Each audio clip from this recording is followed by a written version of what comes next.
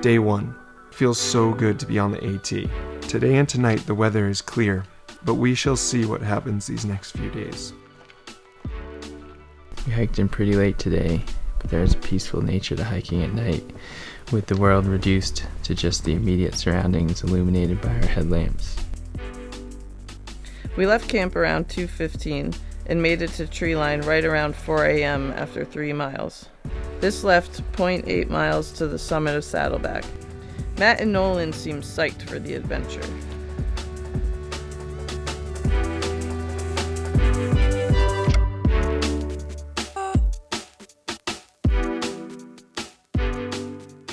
So this trip came together when my good friends Matt and Nolan had mentioned to me that they're interested in hiking the Appalachian Trail themselves next summer. They knew that I had done it this past summer, so they kind of wanted to do a little shakedown hike and get used to some gear and kind of get an idea for what spending time on the Appalachian Trail is like, as far as what to expect for terrain and scenery and the camping and a glimpse into what, 5 or so months on trail is going to be like.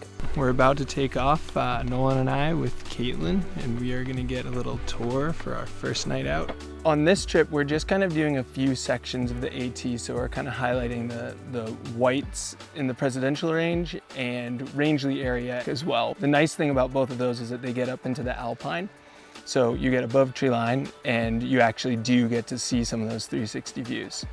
Learning from Caitlin has been great. She just knows the ins and outs of what to do, what to bring, what you don't need to bring, which I'm learning a lot. I was like, cool, you hike long, you bring more stuff. No, you bring less. That's been great.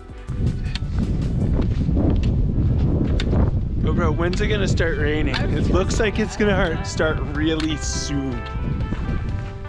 GoPro, put on some smooth jazz. Oh.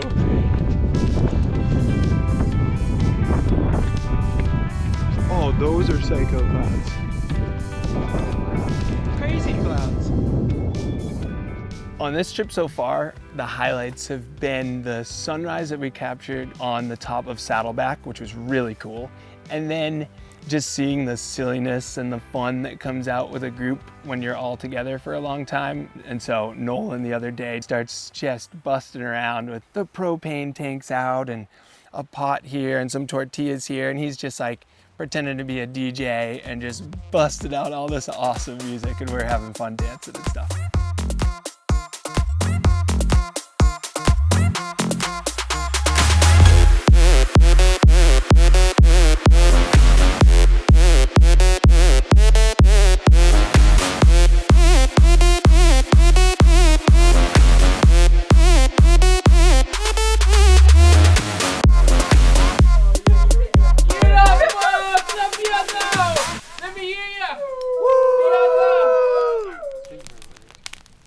Day 3. 5 a.m. start time. It rained through the night, offering a rhythmic pattern against the roof of the shelter. I finally slept well. After a quick jolt of coffee, we were off.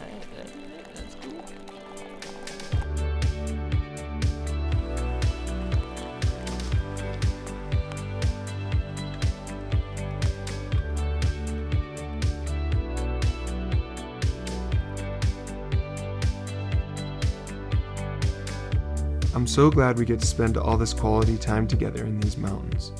And I just can't believe it's getting us all closer to actually getting on the AT as through hikers.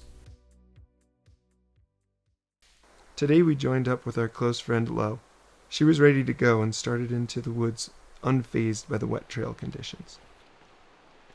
It's always fun just to see someone else's experience on the trail, how they react to different situations, or see the joy that they get in something even just as simple as dipping in the lake or the pond at night. And then of course all the folks that you meet. And they're doing it for their own reasons. But the AT itself is what brings all these folks together. So we have this common thread between all of us, which is really cool, I think.